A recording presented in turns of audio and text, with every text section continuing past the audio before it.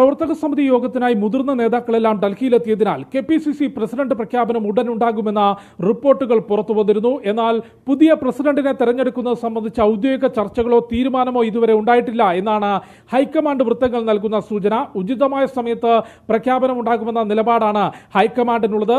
നേരത്തെ സണ്ണി ജോസഫ് മന്ത്രിയായ ഘട്ടം മുതൽ തന്നെ കെപിസിസി പുനഃസംഘടന സംബന്ധിച്ചുള്ള ചർച്ചകൾ ആരംഭിച്ചിരുന്നു. എന്നാൽ പ്രസിഡന്റ് ആരാകണം എന്നത് സംബന്ധിച്ച് നേതാക്കൾക്കിടയിൽ ഒരു ധാരണയിലെത്താൻ സാധിച്ചില്ല എന്നാണ് നമുക്ക് മനസ്സിലാക്കാനാകുന്നത്. പ്രവർത്തക സമിതി യോഗത്തിനായി ഡൽഹിയിലെത്തിയ മുഖ്യമന്ത്രി വി.ഡി. സതീശനും ആഭ്യന്തരമന്ത്രി രമേശ് ചെന്നിത്തലയും കെപിസിസി പ്രസിഡന്റിനെ സംബന്ധിച്ചുള്ള അഭിപ്രായം ദേശീയ നേതൃത്വത്തെ അറിയിച്ചിട്ടുണ്ട്.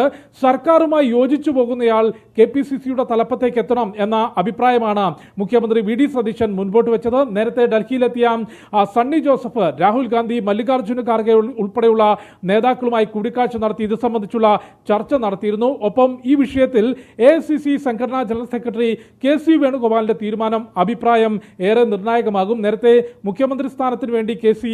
അവകാശവാദം ഉന്നയിച്ചിരുന്നു. ചർച്ചകൾക്കൊടുവിൽ വി.ഡി. സതീശനെയായിരുന്നു ദേശീയ നേതൃത്വം മുഖ്യമന്ത്രിയായി തീരുമാനിച്ചത്. അതുകൊണ്ട് നിലവിൽ കെപിസിസി അധ്യക്ഷ സ്ഥാനം സംബന്ധിച്ച് ചർച്ച നടക്കുമ്പോൾ കെ.സി. വേണുഗോപാലിന്റെ അഭിപ്രായത്തിന് കൂടുതൽ പരിഗണന ലഭിക്കും എന്ന കാര്യം ഉറപ്പാണ്. നിലവിൽ ബെന്നി ബെഹനാൻ, അടൂർ പ്രകാശ്, കൂടാതെ ഷാഫി പറമ്പിൽ, മാത്യു കുഴൽനാടൻ, ജോസഫ് വാഴക്കൻ തുടങ്ങിയ നിരവധി പേരുകൾ കെപിസിസി അധ്യക്ഷ സ്ഥാനത്തേക്ക് പരിഗണിക്കുകയും അവകാശവാദം ഉന്നയിക്കുകയും ചെയ്യുന്നുണ്ട്.